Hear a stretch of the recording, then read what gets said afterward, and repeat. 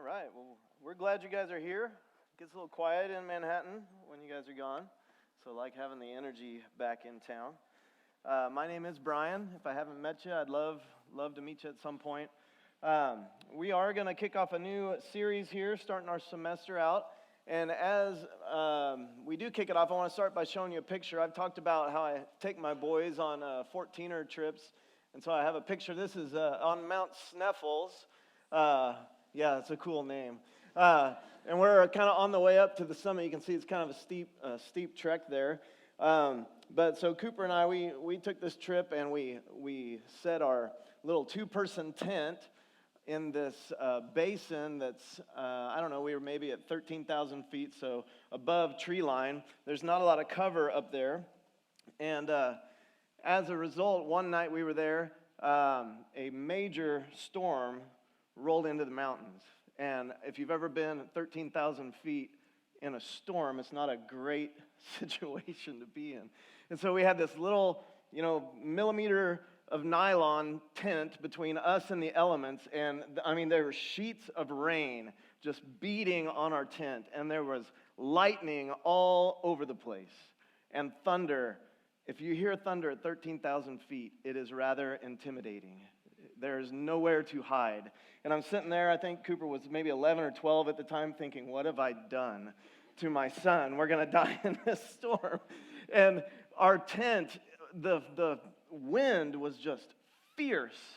It was a fierce wind. So we're sitting in here, and the wind is just, the tent is just doing this, like forever. And I'm thinking, our stakes, we put them in really well, but we are blowing off the side of this mountain. I thought it was going to uproot the anchors we had put in, and this fierce wind was just going to blow all the corners up, all the flaps up, and we were going to be in trouble. However, it held. Our anchors held in the midst of this fierce wind. And so I want you to picture that in your mind. Picture that scene, this wind, you're inside this tent, you're wondering if it's going to hold up. Have that image in your mind as the tent is blowing furiously. And I want to contrast it with a video clip. This is about a 30-second clip. And if you see all those things floating around, those are tents. Those are tents in the air. This is at a festival in China, and they got there, and they didn't stake their tents down. They didn't anchor them. And so this wind blows up. And isn't that crazy? I've never seen anything like that. These tents are just flowing and blowing everywhere. Because if they're not staked down, if they're not anchored down into the ground, they just go wherever the wind blows them. I mean, it's just kind of crazy. Hopefully there's no one in there. And so the difference, right, between taking time to anchor down your tent into something firm to protect yourself from the wind versus just getting blown around wherever the wind blows. And so you may wonder, why do I talk about those things? Why do I try to have those images in your mind? Well, in Ephesians 4, Paul writes to the believers there, and he says, as believers, we need to be equipped. We need to be built up. We need to become mature, attaining to the full measure of the fullness of Christ. And when we do, he says we won't be tossed around by the waves, and we won't be blown here and there by every wind of teaching, and by the cunning and the craftiness of people in their deceitful scheming.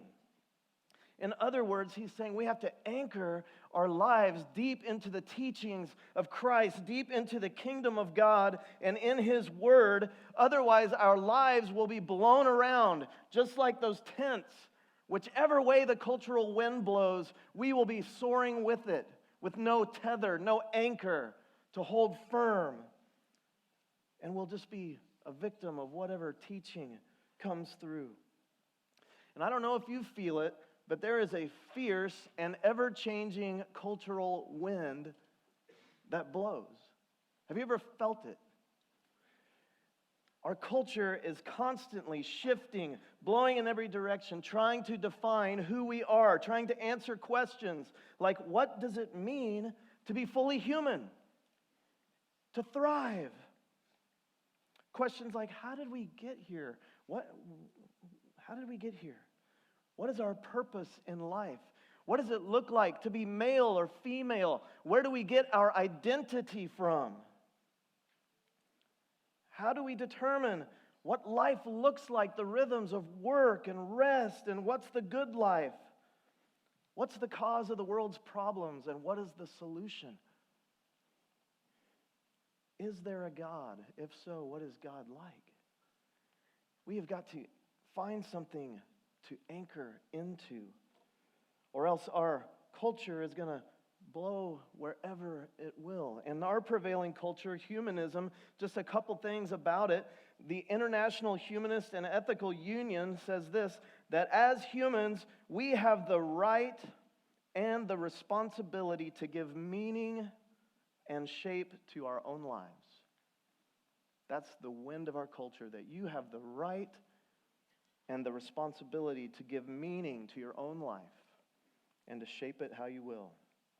By its own admission, an essential part of this humanistic culture is a continually adapting search for truth through science and philosophy. Science and philosophy is great, but it's this constantly adapting search for truth. Humanists affirm that with the present state of scientific knowledge, that a dogmatic belief in an absolute moral or ethical system is unreasonable. How do we know how to live if an absolute moral or ethical truth is unreasonable or untenable? In the Secular Humanist Declaration of 2005, it says that humanists are opposed to absolutist morality, yet they maintain, and I want you to listen to this, objective standards emerge and ethical values and principles may be discovered in the course of ethical deliberation. Did you hear that? Ethics are discovered as we have ethical deliberation. It's cyclical thinking. If we haven't discovered ethics, how can we have ethical deliberation to discover ethics? It's a cyclical, there's no weight to it. There's no way to anchor into it. It's ever shifting.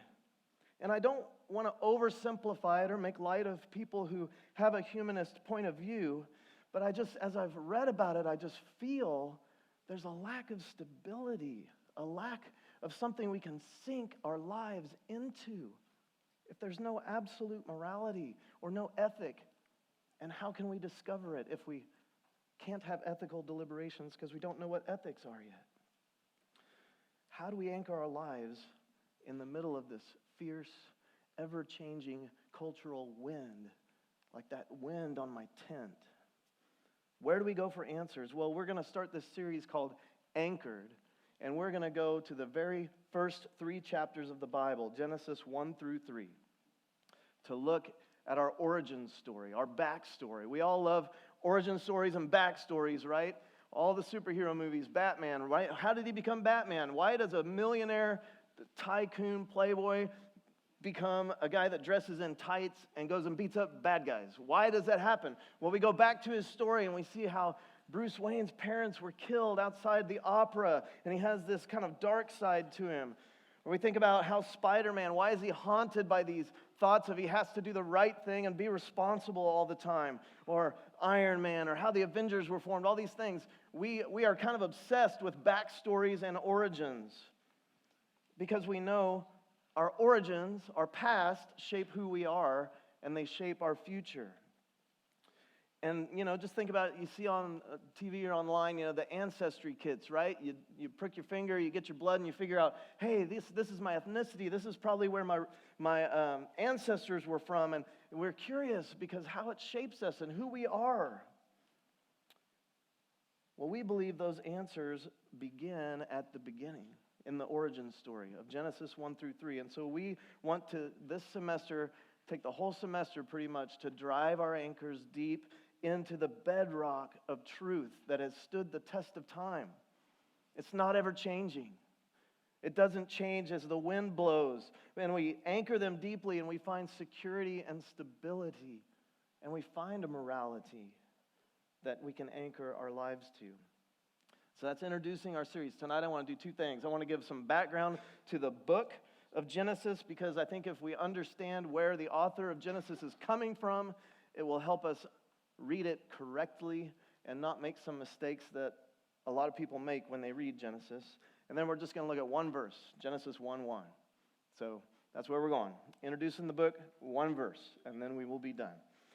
So, first of all, we think about Genesis. Genesis is the very first book of the Bible, and it's in the Old Testament, and it's a book of origins. If you look at chapter 1, it's really the origins of the world. It's a grand scale of creation of the universe. It's the origin of how things started. And then in chapters 2 through 11, it's the origins of the nations, how people groups kind of formed and spread across the earth and things like this. And then chapter 12 through chapter 50 is the origin of the nation of Israel. If you were to divide Genesis into the two main parts, you'd have 1 through 11 is considered the primeval history. And if you were a movie director, this is like the epic wide-angle view of the history of the world, where you see it stepped back, bird's eye view, how everything is unfolding. And then in chapter 12, the director zooms in, narrows the focus, and he focuses in on one family, Abram and Sarai, and how they form the nation of Israel and become God's covenant people. So that's, if you think of Genesis, that's the outlay of the book, and we are going to be in the first 3 chapters. So the primeval history, the wide-angle, epic view of history. Second thing is Genesis is only one part of a whole. It doesn't stand on its own as a literary work. It's really, if you consider it like a chapter 1 of a 5-chapter work of literature. And that work of literature is the Pentateuch. So Genesis, Exodus, Leviticus, Numbers, and Deuteronomy. Everybody's favorite books to read, right? Leviticus and Numbers. But Genesis is part 1. It's like an introduction. So it's not in and of itself this whole thing. It's part of a larger story. So it gives background to the Exodus. So some of the famous stories about how did the Israelites end up as slaves to Pharaoh in Egypt comes from Genesis. How did they end up going through the plagues against Pharaoh and the parting of the Red Sea, and they got to the law and the covenant with Moses and the 10 Commandments with God on Mount Sinai. Then they wander through the wilderness to enter into the Promised Land. You wouldn't know what the heck is going on there if we didn't have Genesis. So Genesis gives the backstory, gives the origin to those stories. And then even beyond just that 5-part Pentateuch, it really, in all the books of the Bible, they are several different authors stretched over thousands of years, but they all tell one story. And the beginning, Genesis 1 through 3, is wrapped up in the book of Revelation at the end of the story. And if you want to have an interesting read those first few chapters of Genesis and read the last couple chapters of Revelation, and just see how similar they are. How God's design for what was intended for creation actually finally comes to pass in Revelation. It's an interesting read. So it's an introduction to the story. And then the third thing, as we introduce the book, and I'm sure this will be just loads of fun for you guys. Genesis was written to counter ancient Near Eastern cultural assumptions. So we're going to talk about some ancient Near Eastern history documents. Yes, everybody get excited. Yeah. But we have to understand the culture it was written into, because how often do we read Genesis to try to answer our own cultural assumptions, our own cultural questions? We come from a humanist perspective, and we want, as we read Genesis in the creation account, we want it to answer, how does this disprove evolution? This is a textbook against evolution, it must be. It's not a textbook against evolution.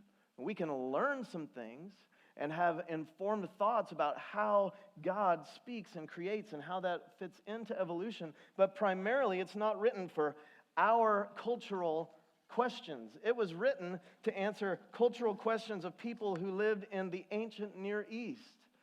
And this 5-book series, Genesis through Deuteronomy, is given to the Jews, to the Israelites, as they're getting ready to go into the Promised Land to live among these ancient Near Eastern neighbors who believed the things that were written in these documents. It was like the air they breathed. It was their worldview, their culture that they were swimming in. And so Moses is giving these things to the Israelites as they're going in to guard them against the cultural assumptions of the day. So what were some of those things? And then that'll help us understand the primary things that Genesis is trying to do. So in the ancient Near East, there's two famous works. One is called the Enuma Elish, and the other is the Eridu Genesis. You can tell I'm an expert. I have actually read the Enuma Elish. I've looked at the Eridu Genesis.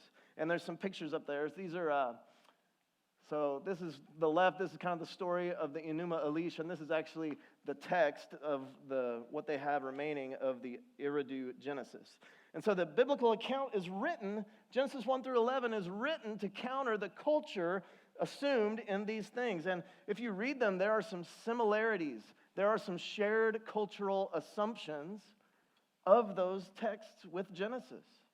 There's some shared assumptions. So some of these assumptions are, all of them agree that there's an invisible, supernatural world that exists. And so the author of Genesis doesn't try to prove a supernatural, spiritual, invisible world. He doesn't try to prove that because that culture shared that belief.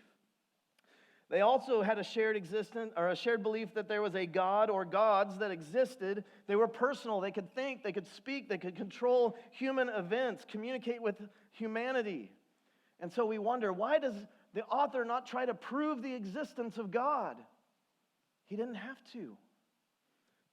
There was a shared belief in a supernatural being or beings. So rather, the author of Genesis tries to inform us, what is God like? He doesn't prove the existence of God. And then both shared this belief that humanity was more than just a collection of cells, more than just material. We have a spiritual dimension. And so these are these assumed realities. That's why the writer of Genesis doesn't try to prove these things. But we can kind of get the emphasis of what the writer of Genesis wants us to learn by looking at the differences. So here's just a few differences, and we'll unpack these as we go through the series. But in the Enuma Elish, and this is kind of different views of what the gods or what God was like.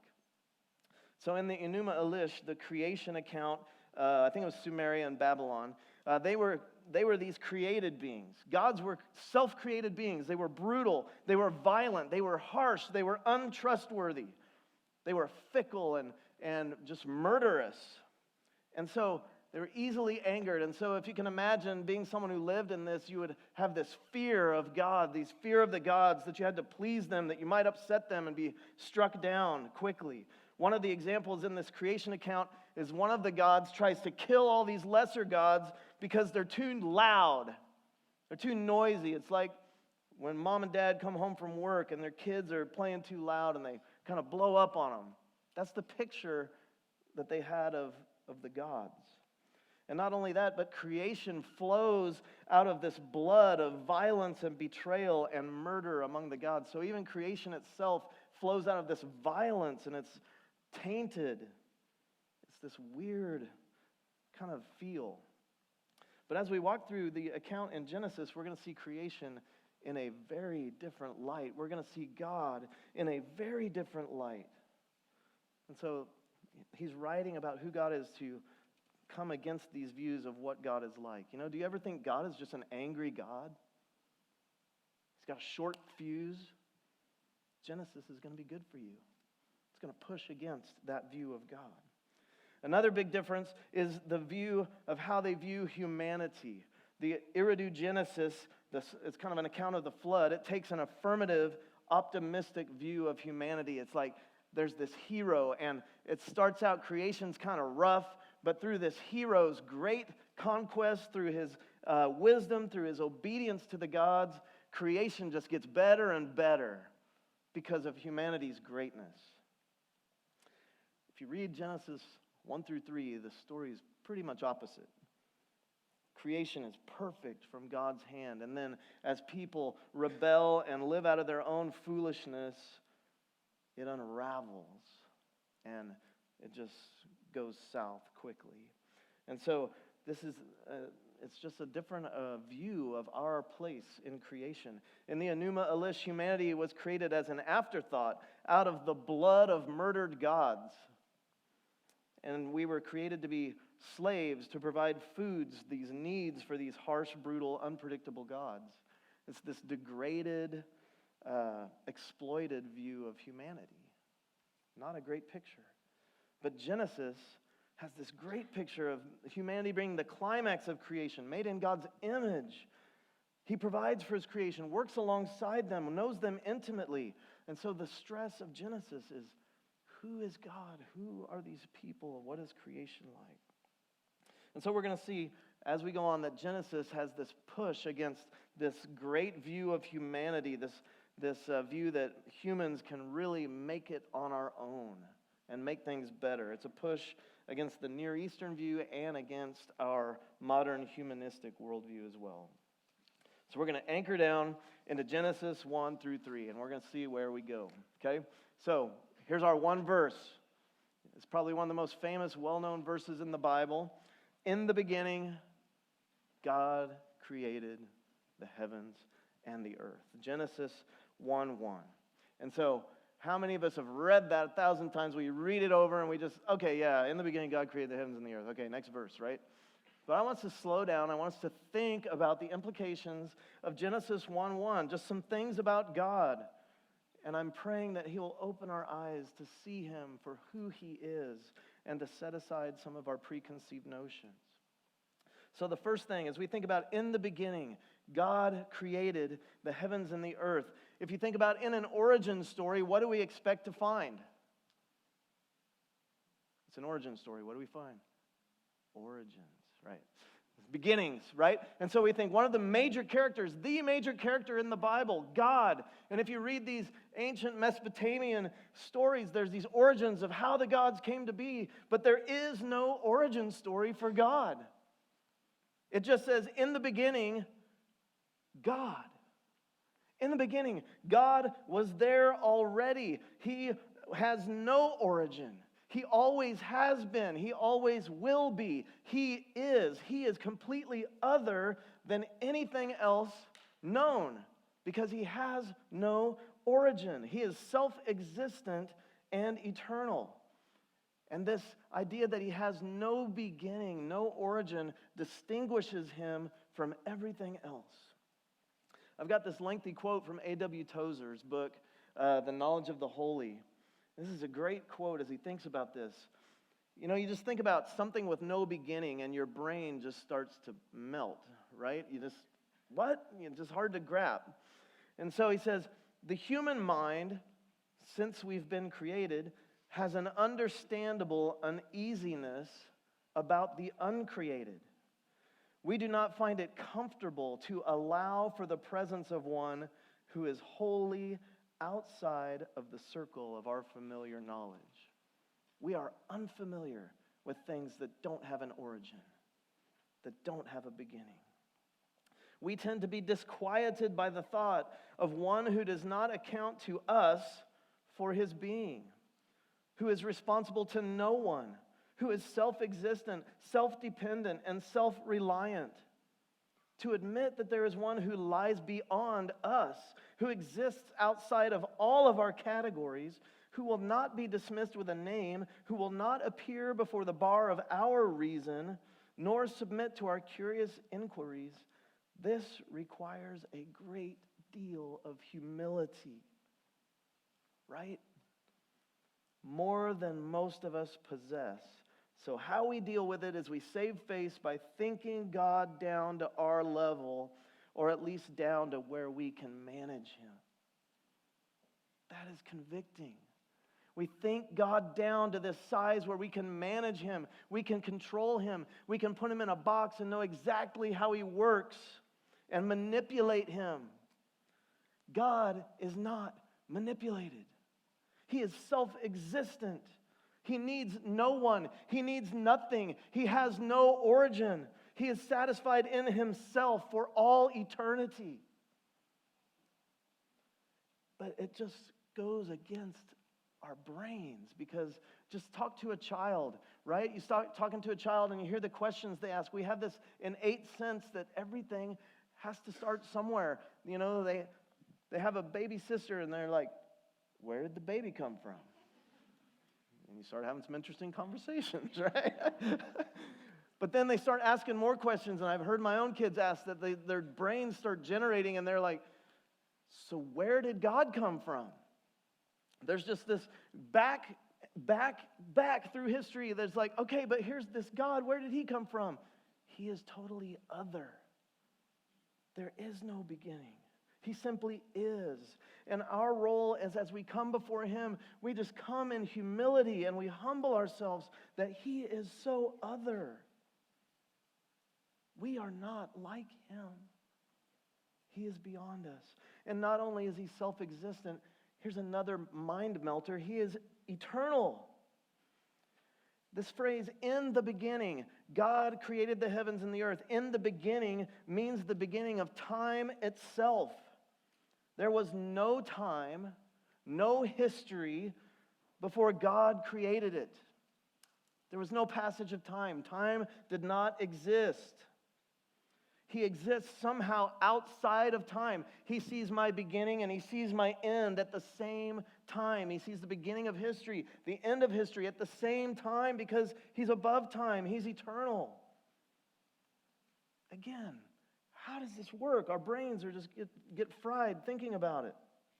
But he is eternal. Hebrews 1, 10 through 12 says, in the beginning, Lord, you laid the foundation of the earth, and the heavens are the work of your hands. They will perish, but you remain. They will all wear out like a garment. You will roll them up like a robe, and like a garment they will be changed. But you remain the same. Your years will never end. Psalm 90, this is written by Moses. He says, from everlasting to everlasting. So it's like he's looking down the timeline of history. He's going all the way back as far as time reaches. And there's the end, the beginning of time where it started. And he says, no, you're past that. It's like everlasting, this direction in the past. Everlasting beyond the past. And then to everlasting, all the way over here as you trace the future. And there's this end of time. He says, you're beyond that. There is no time. To God, everlasting to everlasting, you are God. And then he says, 1,000 years in your sight are like a day that has just gone by, or like a watch in the night. Anybody here work the desk at a res hall? Yeah, those night shifts, you know. What time do you start? 2 a.m., did I hear 2 a.m.? 3? So you set your alarm, you get up, you go down there, and, you sit at the desk for a little bit. You're on the night watch. Takes a few hours, and it's done. That's 1,000 years to God. It's like the night watch. It goes like that. You can watch a couple episodes of Netflix, whatever show you're in, and 1,000 years have passed to God. He is beyond us. And as Moses reflects on this reality that from eternity to eternity, God is, he begins to think, he says, oh, our lives seem so long. Like, I just turned 50 in December. And some days, 50 years seem like, oh, it's so long. And then other days I think, what has happened in 50 years? It's gone like that. It has gone like that. And if we view our lives in view of eternity, in the view of God's eternal nature, we see that we are like a blip on the screen. And Moses, in response to this eternity of God, he says, oh God, help us to number our days, that we could live with wisdom. Because he says, we think our days are so long, and so it's so easy to waste a moment, to waste a day, to waste a year of your life. And Moses says, oh God, help us to live as if we have this blip in the scope of eternity, and make that blip count for something eternal, something important, that we would give our lives and our moments and our days to what is eternal and valuable, and not waste them, so that I don't look back 20 years from now and wonder where my life went. Because in eternity, it's just like that. God is self-existent, and he is eternal. And in light of who he is, we are so small, right? We are so small. The second thing I want to point out is God is the creator of heaven and earth. It's pretty straightforward. In the beginning, God created the heaven and the earth. But it's interesting, this verb that he uses in the Hebrew to say to create, it is never used of humans. Ever. This is an act that only God can do. He creates something. He creates everything from nothing. We cannot do that. We can take a sheep and we can take its cells and we can clone it and make a sheep. But we're just taking something and copying it. We can take a palette of paint and we can take a blank canvas and we can paint a beautiful picture. We create it. But it's not something from nothing. We're just molding the things that already are and making it something beautiful. But God says no. He creates the heavens and the earth from nothing. Again, what does it mean that there's nothing but God? I don't know, but he takes nothing and makes something. He doesn't take something that already exists and shape it like we do. It's something from nothing. He has power that we cannot imagine. He has creativity to imagine colors, green, red, blue. All these things never existed, and he created them from nothing. It's awesome. And this isn't a message proving the creation and all this, but there's going to be kind of an apologetic type message in our series that deals with the idea that, is it reasonable to believe in God? Is it intellectual suicide to believe and to have faith in God? And we're going to say yes. As we look at evidence, we can make an intellectual, reasonable decision to have faith based on creation that God exists. So we'll talk about that. It's just not in this message. But God creates all matter. It says he created the heavens and the earth. This is an idiom in the Hebrew language to describe totality by talking about the extremes. You know, the highest thing in the heavens and the lowest thing in the earth and everything in between. That's what that means. Everything, all of creation in totality, God created. Colossians 1:16, in the New Testament, we see Jesus is actually one of the agents. He is the agent. Sorry, not one of them. He is the agent of creation. It says, for in him, in Jesus, all things were created. Things in heaven and on earth. There's that totality again. Visible and invisible, whether thrones or powers or rulers or authorities. All things have been created through him. He creates all things from nothing. And not only that, he creates it for him. He created the world. Not only did he create it, he created it for him, for his glory. We'll get back to that in a minute. John 1:3, another passage, through Jesus, all things were made. Without him, nothing was made that has been made. So I'm going to dip like 2 verses into the next section. I'm going to cheat a little bit because I think it needs to be explained based on this passage, the idea of creating everything from nothing. Because if you look at verse 2 in your Bible, it says, now the earth was formless and empty. Darkness was over the surface of the deep, and the Spirit of God was hovering over the waters. And then it starts getting into God saying, let there be light. And so some people, when they read this, they think, okay, so God, there was matter in verse 2. It was formless. It was all this stuff. God just takes creation, the matter that already existed. Matter is eternal. And he just used it to shape it into creation. I am not an expert in Hebrew, just to clarify. But there's a guy named Gordon Wenham. He is one of the most respected Hebrew Old Testament scholars. He explains these verses in this way. Hopefully this will help you think about it. In Hebrew grammar. So you got ancient Near Eastern history, Hebrew grammar, all in the same shot. So 1:1, Gordon Wenham says, this is the main clause, an independent clause, and it describes the first act of creation. God creates the heavens and the earth. He creates matter. And then verse 2 and 3 describes subsequent phases in God's creative activity. In 1:1, God creates matter, the first creative act. In verse 2, this formless void, this empty darkness covered by the surface of the watery depths is a consequence of the first act of creation. That is what exists And then we get to verse 3 where God speaks things from that matter. That's how the Hebrew language goes. I'm taking Gordon Wenham's word for it. I'm not a Hebrew scholar, but that is how that works. So God creates from nothing. It's awesome. And so think about, can we trust God for the things that we need? Can you trust God?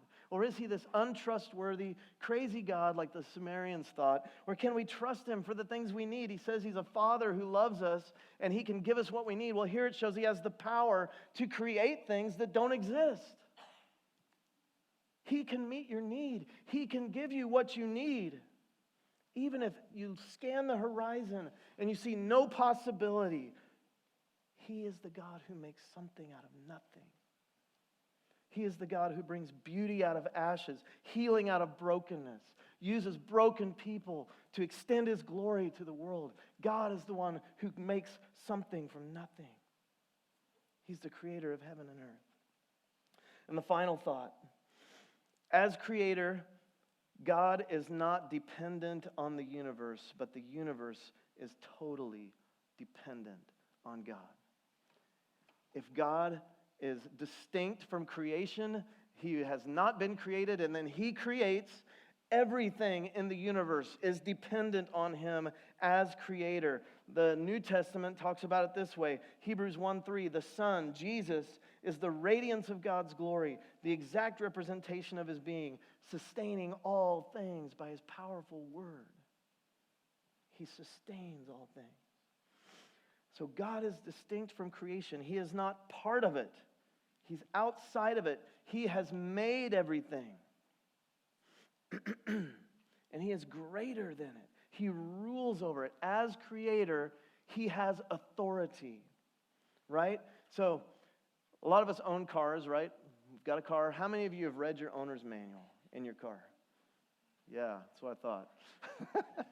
But the owner's manual, the people who made your car, they've taken all these things and they've mashed it together, they've designed it, and they have determined this is how this is going to run. This is how it's going to work. And they have taken authority to say, get your maintenance scheduled at this time. Use this kind of oil. Use this kind of fuel. Use this kind of fluids. Do all these things. They have authority because they made it. They know how it runs. And they have authority that is how it's going to run. Because they made it. You can buck that authority all you want. You could pour chocolate syrup in your gas tank and see how that goes. Probably not very far. But the owner, the creator, not the owner, the creator has authority. He calls the shots. He is transcendent. That's a big fancy word for he is far above creation, far greater than creation, and he is independent of creation.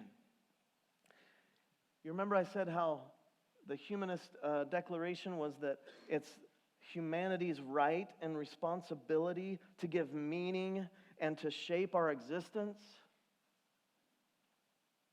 That is not biblical.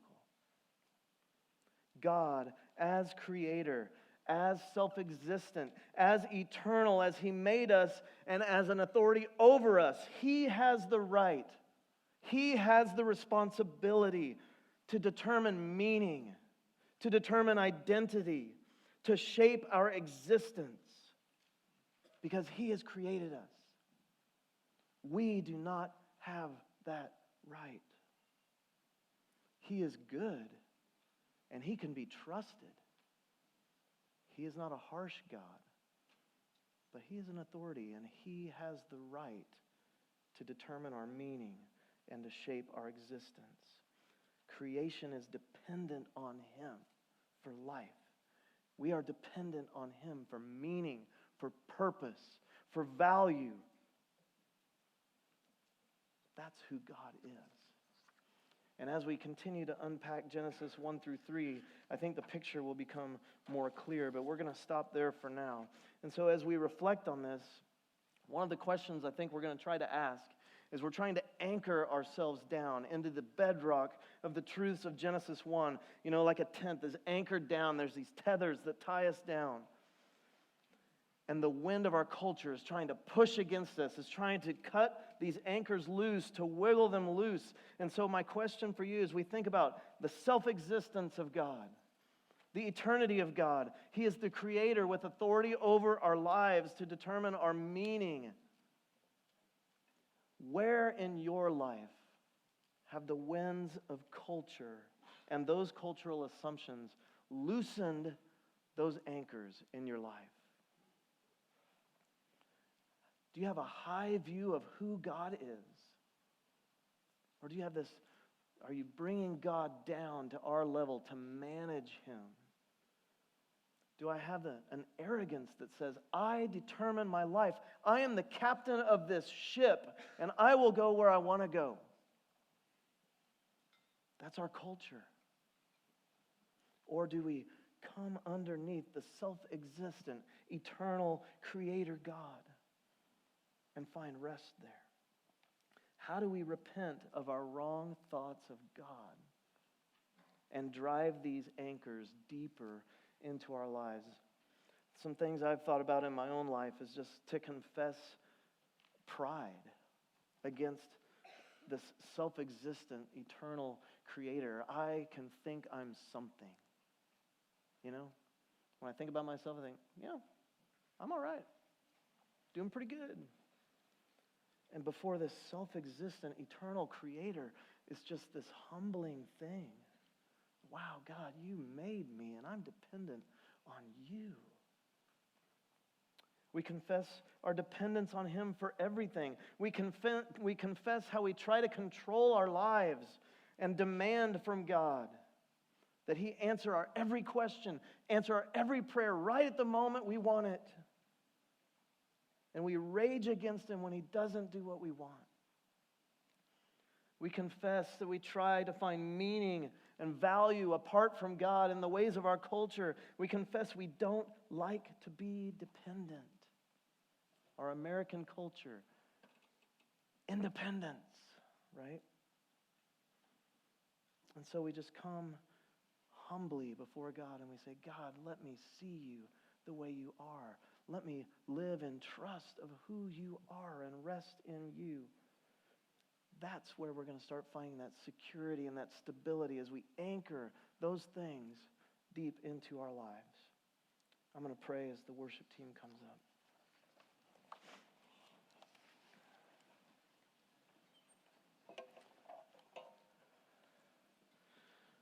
God, we humbly come to you. God, we just sense our finiteness, just even in our ability to think about things like eternity. Things like there's no beginning to who you are, that there's no origin story, that you are, that you have every need met within yourself, that you're this creator of all things, that you can take nothing and shape it into something beautiful. And so, God, we confess just even the finiteness, the smallness of who we are, just even as we grapple with these heady thoughts.